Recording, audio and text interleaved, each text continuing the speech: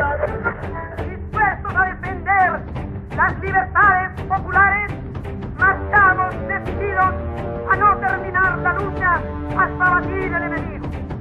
La prensa judía y masónica del mundo y las hipócritas plañideras de Valencia rasgaron sus vestiduras ante el caudillo, cuyo nombre limpio como nuestro cielo pretendieron manchar con la baba de su información calumniosa. Que tanta y tamaña destrucción no fue sino obra de incendiarios y dinamiteros. Cautivos desarmado el ejército rojo, han alcanzado las tropas nacionales sus últimos objetivos militares. La guerra ha terminado.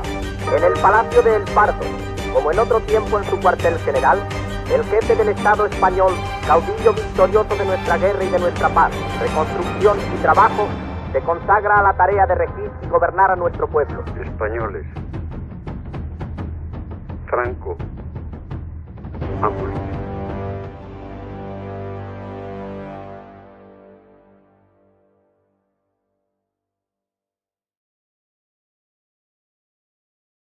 Soy Ignacia Gordillo Castillo. Me llamo Pedro Muñoz Gregorio. Mi nombre es Tomás Carbonero Caraballo. Soy Carlos Piri. Yo soy Ángel Olmedo Alonso. Soy Bernardo y soy nieto de Mariano Fernández. Lo fusilaron. Soy doctor en Historia Contemporánea. Soy licenciado en Geografía e Historia. Hija de Ignacia Carvajal Iglesias, que la fusilaron. Mi padre se llama Salvador Muñoz Gallego y mi madre Mercedes Gregorio García Era.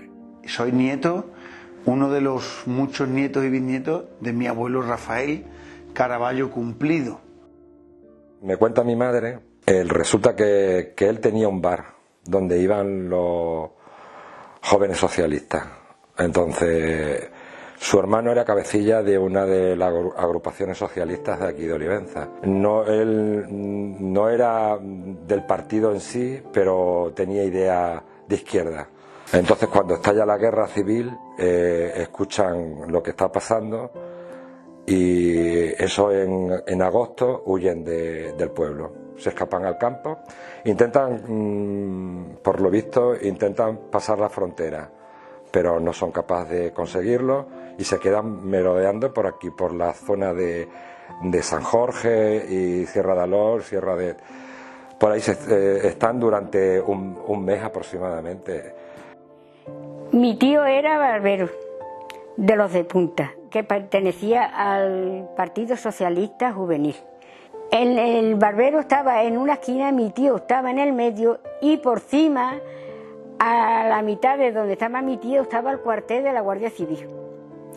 Y subiendo la Plaza de Toros, que está enfrente de la puerta del cuartel de la Guardia Civil, estaba otro que le llamaba Horacio el Barbero. Y por envidia, porque mi tío tenía siempre la barbería llena y ellos no tenían a nadie, lo acusaron y por eso lo mataron, por la envidia.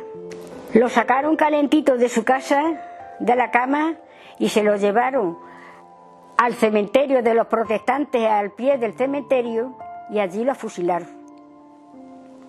A los 3 días o 4 fueron a por mi abuela y se la llevaron y la entraron en la Plaza de Toros. La pelaron y después que la pelaron, la pasearon por el pueblo, la montaron en un camión y le fueron a hacer lo mismo que al hijo. Lo mataron. ¿Qué tendría que decir esa madre? Una de las víctimas también de la dictadura franquista fueron las mujeres, que en el caso de Extremadura, aparte de ser fusiladas, muchas de ellas, o ser violadas, o ser maltratadas, o ser rapadas, ser paseadas por los pueblos después de darle aceite de ricino. No solo a aquellos que son el objetivo, que son todo el grupúsculo de la masa obrera, aquellas personas que habían tenido una simpatía por el régimen republicano, que se habían manifestado a favor de él, por supuestísimo todos aquellos que empuñan las armas en contra del golpe de Estado del 36, o sea, eso es lo lógico, ¿no? Pero luego hay otra represión también que la tenemos que tener en cuenta, todas las posibles desviaciones de tipología sexual, por ejemplo, gays, lesbianas, etcétera, todo eso totalmente expulsado de la comunidad y por tanto represaliado.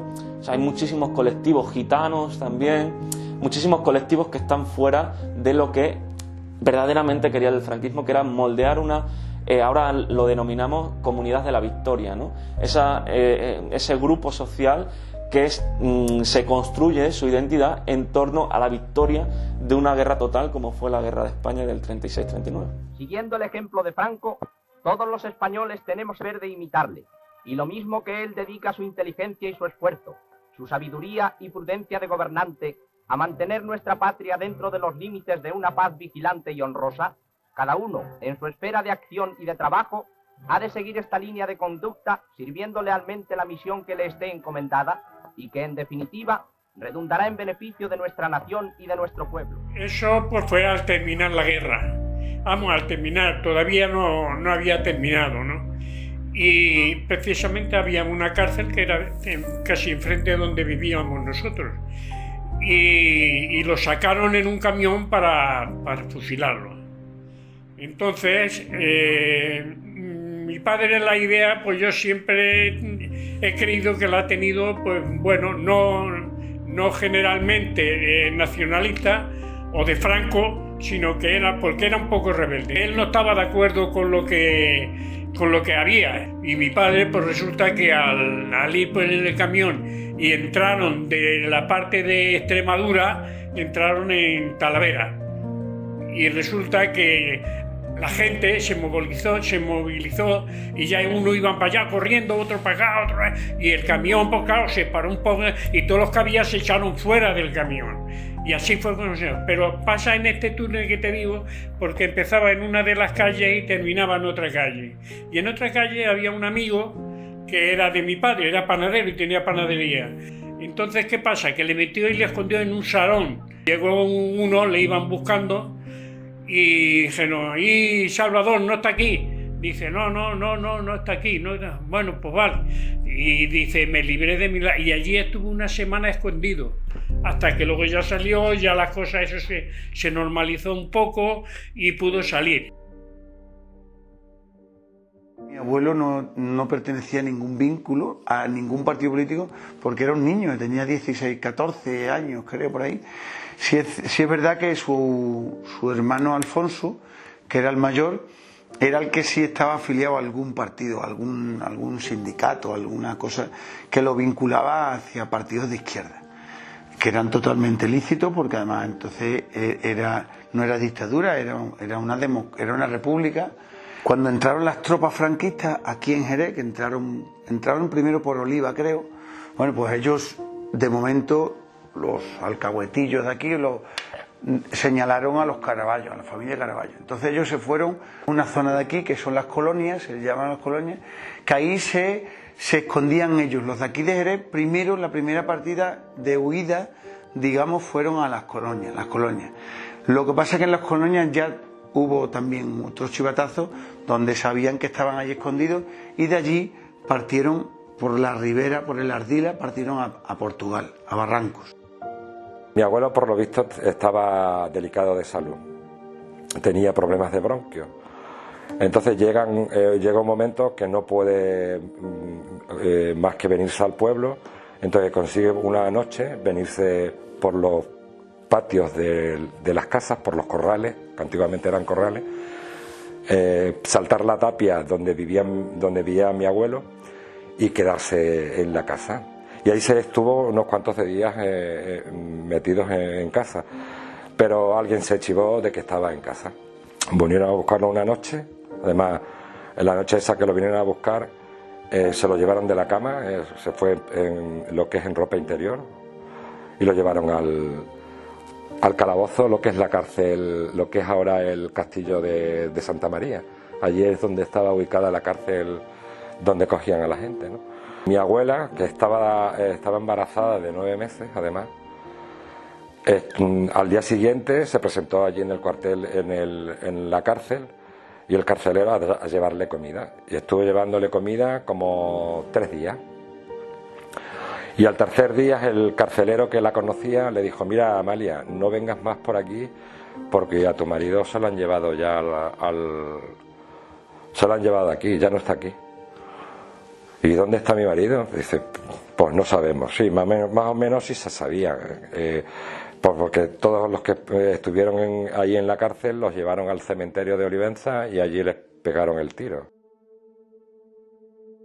Barrancos hay una historia preciosa, que no está escrita en los libros, que no se sabe. En Barrancos, cuando la represión, huyendo del pánico, de la muerte, que huían, en la frontera con Barrancos había un teniente, que es hermano de él, en honor a él, era un teniente que se llamaba el teniente Seixas, que era del ejército de Salazar, de derechas, tengo que decir que era un teniente de derechas, era muy buena persona, un hombre muy humanitario, que él, cuando entraban hacia Portugal, los españoles, ya no te digo republicanos, porque entraban muchas personas que no tenían vínculos políticos, simplemente iban huyendo de la muerte. Entonces se fueron a Barranco. Este hombre, que era el jefe del mando de esa zona ahí en Barranco, veía que cuando deportaban a los españoles, los fusilaban aquí, en España. Entonces este hombre era bueno y dijo que ya no fusilaban a nadie más. Entonces no los deportaba, los quedaban en la parte de allá del río, en Barrancos, y ahí se hizo un campamento, hicieron un campamento los españoles, la mayoría, prácticamente todos extremeños. ¿Qué pasó? Que ese campamento se desbordó de gente, hicieron un segundo campamento. Había dos campamentos, uno se llamaba Coita y Diña, que es la finca de Coita y Diña, y otra era en Rusiana. Todo el pueblo de Barranco, el médico, hacían recolectas durante el día para llevarle a todas estas personas, la mayoría extremeños, entre ellos mi abuelo, recogían comida, recogían medicamentos y por la noche se los llevaban a los campamentos. Hubo algunos que murieron en el campamento.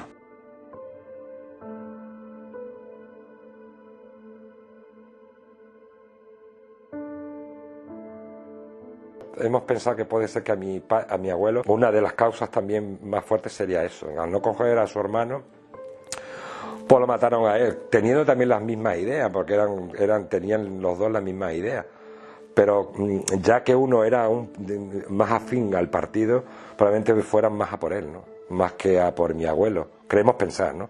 Nos enteramos que la gente que lo fue a buscar, pues eran gente de aquí del pueblo, eran gente mandadas por las personas con poder,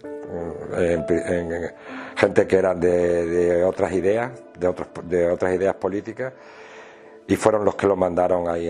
Sabemos luego quiénes fueron. Mi padre se tiró toda la vida viendo a las 3 personas que fueron a buscarlo, que lo sabían por mi abuela, claro, mi abuela les contó eso. Se fue a servir, volvió a trabajar, y iba a casa de María Lario, y le decía, cuando llegaba el domingo: María, ¿ha ido usted a misa? Sí, señorita. Y se lo creía, no sabía de la otra que no lo iba, pero lo decía. Al domingo siguiente: María, ¿ha ido a misa? Dice, sí. Y dice, ¿a qué misa ha ido? Dice, ha ido a la de Alba. Y a la tercera vez que se lo dijo, dice, mire usted, señorita, le voy a decir a usted la verdad, yo soy cristiana y creo. Lo que no creo es que me mande usted a la iglesia, porque yo voy cristiana y salgo condenada, porque yo allí en la iglesia a quien veo son a los que mató a mi hermano y a mi madre. Y claro, y por eso no voy a la iglesia. Así que no me lo vuelvo a preguntar por qué no voy, porque yo tengo que ir a la iglesia, voy con devoción y voy con educación y como se tiene que ir.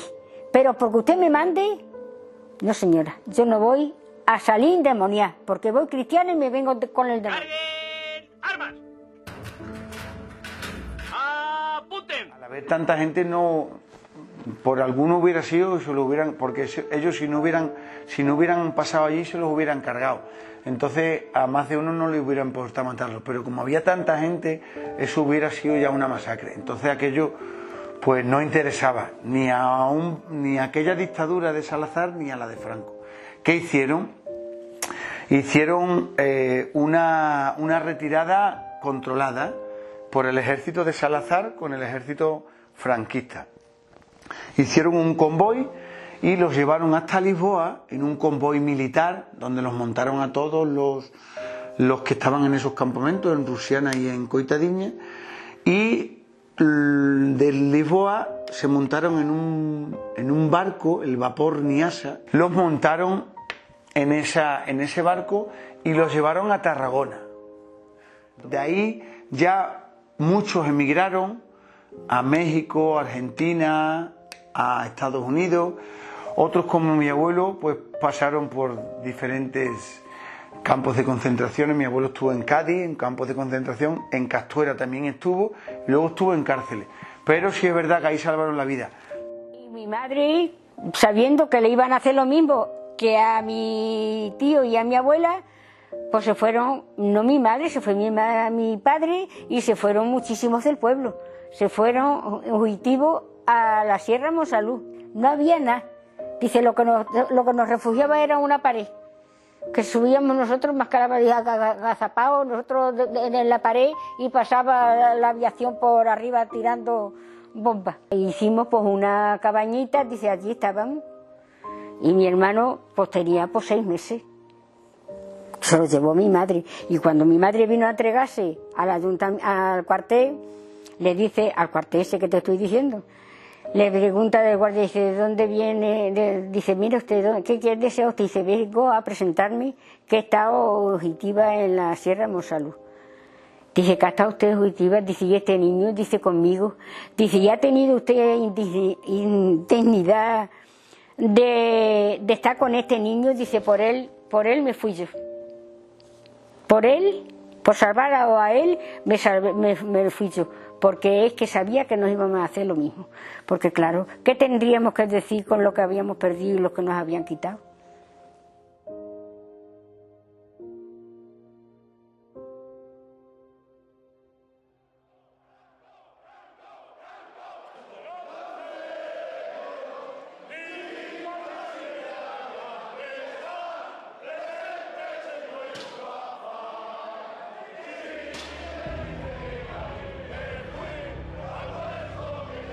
Estamos hablando de un golpe de Estado contra la Segunda República, un golpe de Estado que inicialmente fracasa, pero que lleva consigo que se produzca una guerra civil, una guerra de conquista que va a contar sobre todo los militares que se sublevan contra el gobierno legítimo de la República, con el apoyo de Hitler y Mussolini, y que a la larga van a ganar esta guerra. En julio de 1936 se levantan contra un Estado de derecho democrático como era la Segunda República. Entonces, a partir de ese momento ya es una dictadura en sí, ¿no? Es un Estado campamental, es un Estado policial, un Estado militar, se ha denominado de muchas maneras, pero sobre todo es un Estado antidemócrata y dictatorial, ¿no? En un primer momento pues podríamos denominarlo totalitario, y luego vira, en el contexto de la Guerra Fría, hacia unos términos un poco más autoritarios, ¿no? Iba en bicicleta, iba por la carretera y iba a un pueblo que era Belvis de la Jara, un pueblo de aquí de la provincia de Toledo. Y mira por dónde en la carretera me encuentro la Guardia Civil. Y me dice, oye, chaval,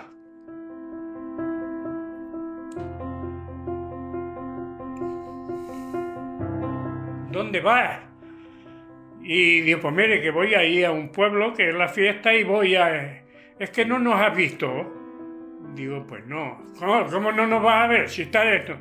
Tú no sabes que cuando se ve a la Guardia Civil...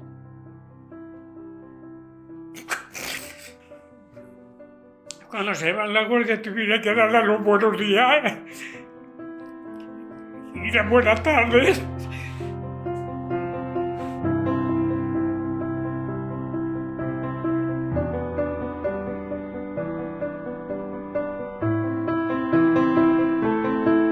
Creo que negar la evidencia es de necios, ¿no? Lo cual se deduce que la Fundación Nacional Francisco Franco y quienes hacen sus escritos son unos necios. Es más que demostrable que existe un proceso sistemático de represión por parte de las autoridades, principalmente militares. Franco, el general Franco, no era tonto, no era un necio, y fue un tipo que supo leer bien su contexto internacional. Gracias a esa lectura, pues va moldándose a los diferentes tiempos, ¿no? En un primer momento, a mediados de la década de los años 30 y los primeros años 40, pues se pone bajo el paraguas, digamos, de las potencias del eje, Alemania o Italia, viendo un poco el desarrollo de la Segunda Guerra Mundial, ¿no? Pero también con cierta distancia que toma con su no beligerancia, y a partir de ahí, en el momento en que la Segunda Guerra Mundial comienza a dar pasos en el sentido distinto al que ellos esperaban, pues vuelve a una neutralidad, donde acepta la negociación un poco para intentar encajar su régimen anacrónico en un contexto que está empezando a cambiar, ¿no?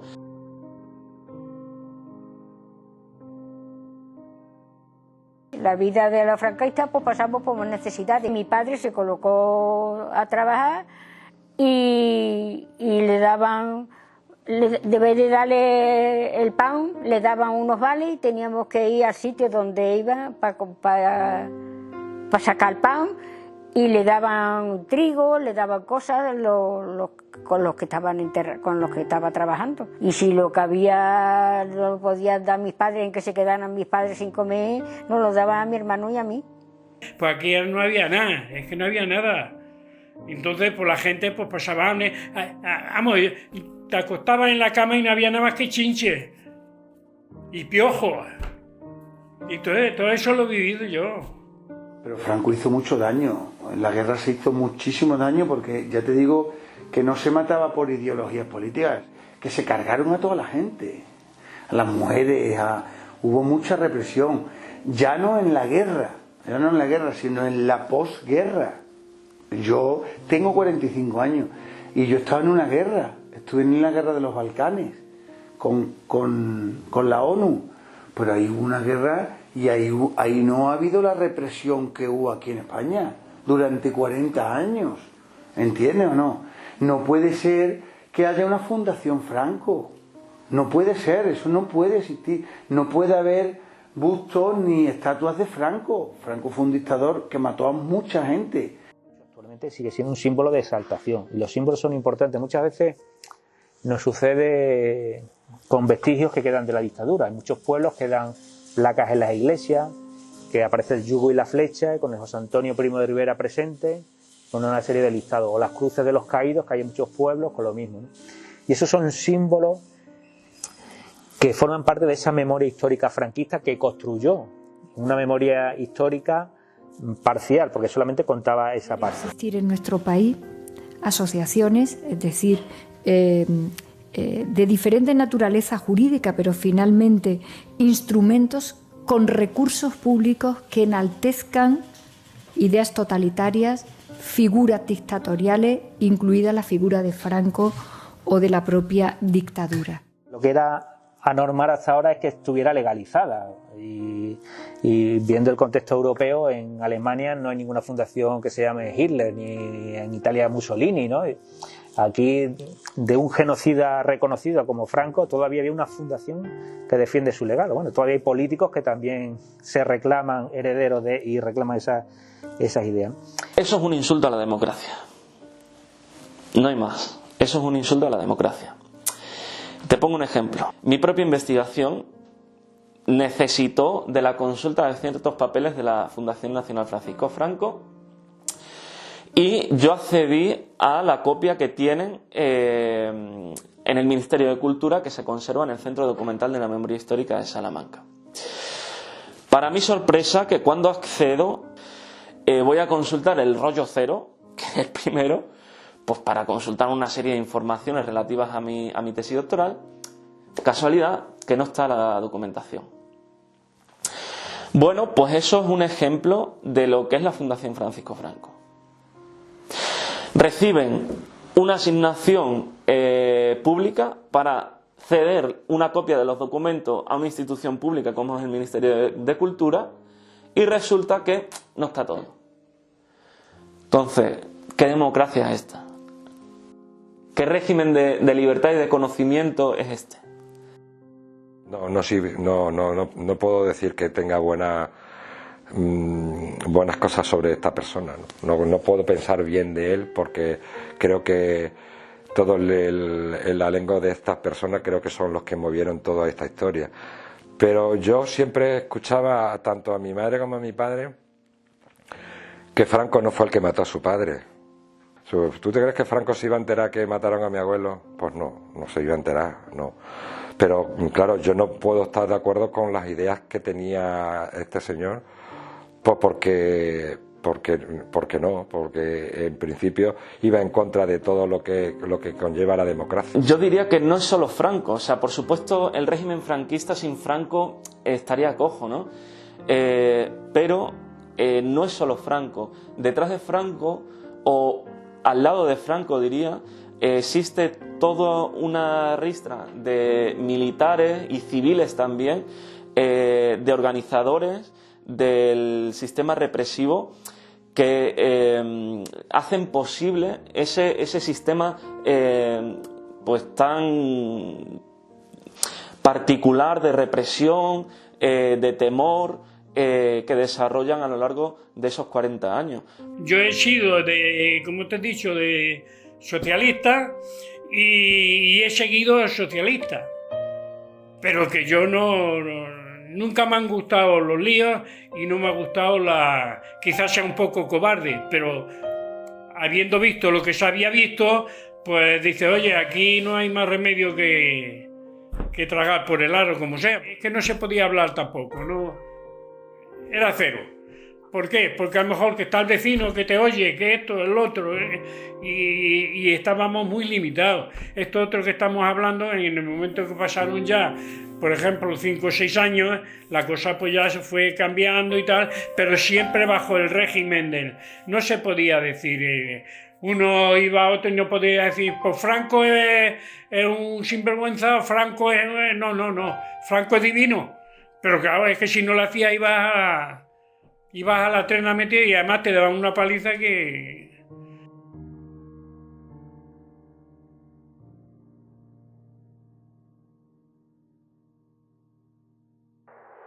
Y hay una diferencia importante respecto a esa ley aprobada por el gobierno de Rodríguez Zapatero en 2007, y es que en esta se da un paso más y se recogen obligaciones y sanciones que en algunos casos pueden ir hasta los 150.000 euros. La nueva norma prevé la transformación del Valle de los Caídos en un cementerio civil, también un banco de ADN, una fiscalía de sala, y se van a prohibir entidades, organizaciones o fundaciones que enaltezcan regímenes totalitarios o figuras dictatoriales.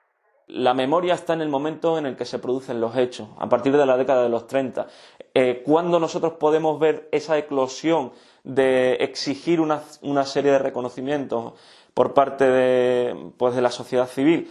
Pues te diría que en los años 70 en adelante, y sobre todo cuando verdaderamente da el empujón es la primera década de los 2000, un poco al calor de la incipiente Ley de Memoria Histórica del año 2007. No es abrir ninguna herida, es cerrar algunas, afortunadamente, de las pocas que quedan. Y la mejor manera de que eso se haga con naturalidad, como se hace en cualquier país democrático, es que no sea objeto de la confrontación partidista. Para cerrar heridas hay que levantar cunetas. Había que haber levantado las cunetas antes. Y este tema de la memoria histórica y todo eso, pues lo tenían que haber contado a mi abuelo y toda esta gente, que tuvieron la suerte de contarlo, pero no llegó la transición, lo que estaba diciendo antes. Porque claro, esto no se lo vas a pedir a los partidos de derecha, al PP no le vas a pedir esto, a Vox ni te cuento, no le vas a pedir que levante a los muertos.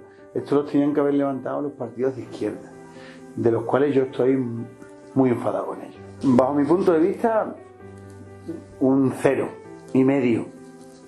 Un 0,5 a los partidos de izquierda. Entiendo que cuando la transición la cosa estaba calentita. De ahí al intento de golpe de Estado de Tejero.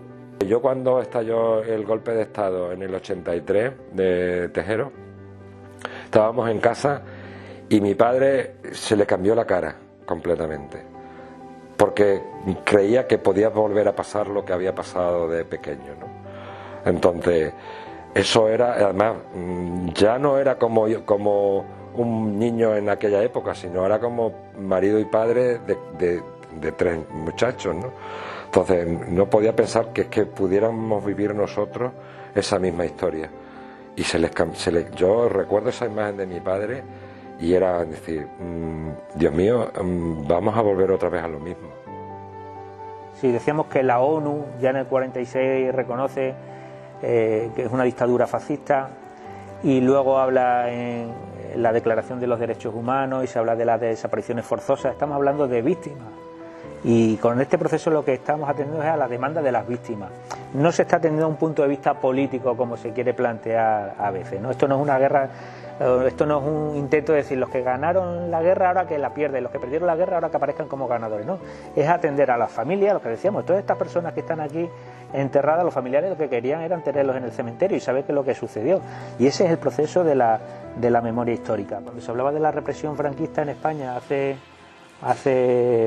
20 años, no se tenía idea de las dimensiones. Se hablaba a lo mejor, pues, bueno, en Badajoz ahí se habla de 4.000, pero bueno, no se sabía. Y pronto llegamos a las 8.000, pasamos a las 10.000, vamos por 13.000 y esas 13.000 que te decía antes seguramente ya se han quedado cortas, porque con las investigaciones locales que se están produciendo seguramente se van a ir incrementando mucho más. Entonces no sabemos la dimensión exacta, ni la sabemos ahora ni la sabremos nunca.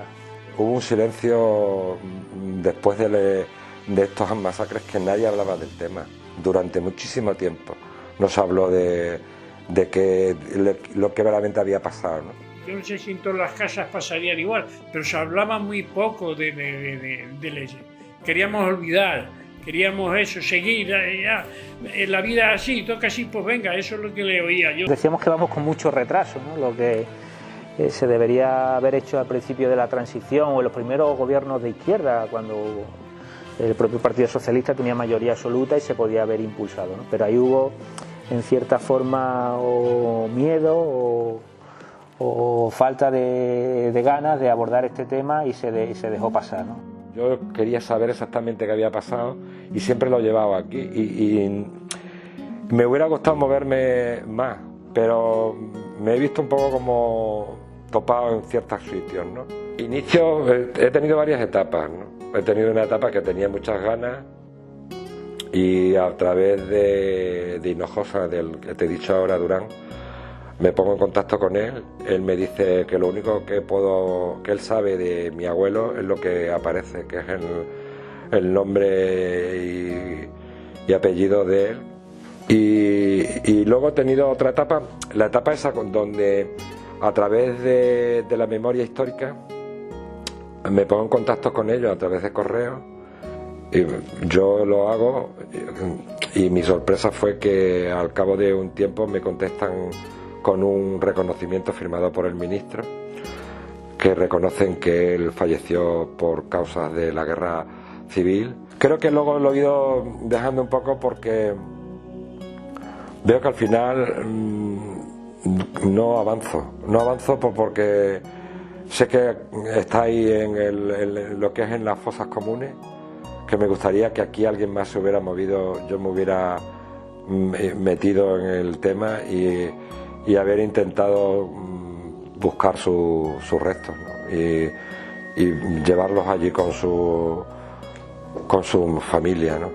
Simplemente pues enterrarlos con su familia y cerrar un poco esa, yo no le voy a decir herida, porque herida no creo que no es una herida, es cerrar una etapa, ¿no? de nosotros, de todo lo que hemos vivido, porque en el fondo todos lo hemos sentido, ¿no? Yo pido una partida de defunción, aparece la fecha de fallecimiento, las causas aparecen escritas y luego borradas. Borraron todos los datos por las causas. Yo creo que eso luego fue cuando entrarían otros en el poder, pues borraron todas las huellas, ¿no? De decir, no puedo poner yo aquí que a este señor lo he fusilado porque me ha dado la gana. Entonces no han puesto nada. Fallecimiento el día 27 de septiembre de 1936. Pero no sabemos las causas, porque las han borrado, ¿no? Es el Estado, la Administración General del Estado, en coordinación con otras administraciones públicas, quien va a hacerse cargo no solamente en términos económicos, sino también en términos de seguridad en sus identificaciones, en la medida de lo posible, identificarlos, entregarlos a sus familiares, a quienes quieran hacerlo, y rendirle el tributo de paz que se merece. Pensamos que no creemos que deba ser únicamente el Estado o la Administración quien se encargue de la apertura de fosas, porque todo esto parte de un movimiento social, un movimiento asociativo, que es el que empezó, como decíamos, con esa apertura de fosas sin ningún apoyo institucional, pero reivindicando y exigiendo que se hiciera y que se apoyara, Pero no se puede, lo que decíamos, no se puede dejar solamente en manos de la administración, no solamente por lo que decíamos, porque en el momento que cambia el partido de gobierno, si entra uno que no tiene sensibilidad, termina con todo lo que se ha hecho. Nosotros defendemos un modelo mixto en el que, con apoyo de la administración, las asociaciones puedan abrir fosas y que también la administración las pueda abrir. Sobre todo decíamos ese modelo mixto o cogestionado, porque las asociaciones son en la mayoría de los casos quienes representan a los familiares y quien tienen la información más cercana a dónde puede existir esa fosa. Dijeron que podían sacar, se podían recoger, porque claro, la alcaldesa le vermeneaba y buscaba todo lo que tenía que buscar, porque claro, como con su padre lo hociquearon, porque después que lo mataron le cortaron sus partes, le cortaron las piernas, le cortaron y lo hicieron trozos y se interesó. Y ella se conoce que es la que movió el asunto y claro, escribió arriba y eso lo aceptaron, que podían recoger los restos. Y tuvieron que escribir a la duquesa de Alba y tuvo que dar el consentimiento para poder levantar los restos que había allí. El procedimiento de apertura de fosa está regulado, en el caso de Extremadura, por la Ley de Patrimonio, o sea, se considera una excavación arqueológica, con lo cual se presenta un proyecto de excavación avalado por un equipo y es la Junta de Extremadura, la Consejería de Cultura, quien autoriza que se pueda hacer esa excavación. Entonces, entre la documentación que piden, lógicamente tiene que estar el permiso del dueño. Si es un terreno público, un cementerio, por ejemplo, normalmente no hay problema porque lo dan las autoridades, pero a veces cuando son terrenos privados hay dueños que se han negado. Y mi tío, ya te digo, había una chaparra, los otros estaban en una bajada y mi tío estaba un poquito con un sesmo. Había un sesmo que levantaría lo que fuese, a lo mejor como la cama. Y los otros estaban aquí y mi tío estaba aquí. Y ya te digo, mi tío salió, ya te digo que no cabían casi en la caja que le hizo mi marido. Y le hizo un cajón, pero un cajón. Mi marido fue con mi madre, dijo mi marido, dice, yo voy con usted a sacar los restos. Y lo sacaron. Y ya te digo, como ya dieron las órdenes, pues entonces, al decírselo a la alcaldesa, decidieron de hacer la caja para sacar los restos y fueron. Pero tú no quieras ver lo que fue del pueblo. Gente de ellos mismos, mi tía a ver qué cabía, porque el pueblo era muy grande y dieron las órdenes esas. Mi abuelo se fue a Barrancos como otros muchos extremeños, jerezanos, oliveros, zaineros, de Alconchel, de Valencita, todo eso. Y entonces, bueno, con un grupo de amigos, con mi mujer, con Isabel, pues decidimos hacer la ruta que hicieron supuestamente ellas, porque exactamente no sabemos si fue por ahí, pero más o menos fue la misma. Entonces decidimos hacer la ruta, ya llevamos haciéndola 2 años, y todos los años pues le hacemos un pequeño homenaje a alguien. El primer año se la dedicamos a mi abuelo y a todos esos refugiados que tuvieron que salir huyendo. Tenemos ahí nuestros rinconcitos por la ribera, un sitio precioso. Mi intención es por eso, sobre todo por recordar un poco a mi abuelo, a mi padre, porque creo que ellos se merecen otra cosa, no estar ahí en el olvido, y más bien por eso, más que por otra cosa. Que hay mucha gente que se piensa que estamos moviendo un poco el odio y el rencor. No, por mi parte y por mi tío tampoco, nunca les escuché decir el rencor que tuviera hacia las personas estas que mataron a su padre, nunca, jamás. No hay ese rencor como se piensa mucha gente de la derecha. Somos 27, 28 nietos y 18 bisnietos, creo. Hemos tenido la suerte de conocerlos todos, hombre, ya algunos ya no, algunos sobre todo de los bisnietos, de los nietos todos, y a todos, porque era muy niñero y nos dormía a todos y nos contaba esas historias verdaderas, pero siempre sin rencor. Jamás nos inculcó odio ni rencor. Yo intento también comentárselo a mis hijos qué fue lo que pasó, por lo menos que lo sepan, ¿no? Tampoco intento que ellos sigan con esta historia, ¿no? Yo tampoco lo estoy haciendo, no estoy ahí entregado a todo eso, porque no creo que tampoco es eso, ¿no? Simplemente, como te he dicho antes, me gustaría simplemente saber dónde está, o tenerlo ya con nosotros, decir, mira, vamos a enterrarlo y creo que vamos a descansar un poco todos. Vivimos, creo que en en el poder saber qué fue lo que pasó, dónde están los seres queridos de cada uno, dónde llegaron a estar, qué llegó a pasar, y simplemente para que descansen un poco en paz. Y como se dice en este cuento de la vida, que lo que nos quede bien y ya está. Todavía falta mucho camino por hacer y falta que la gente que hace posible la democracia, que somos todas y todos, pues hagamos democracia. Que aquí estamos hablando siempre de personas buenas, entonces a las personas buenas hay que reconocerlas. Al final el teniente Seiza, que era de derecha, fue una gran persona, esta mujer, su padre, Dulce Simoes, todo el pueblo de Barranco, mi abuelo y toda esa gente, pues hay que recordarlos pues como se merecen.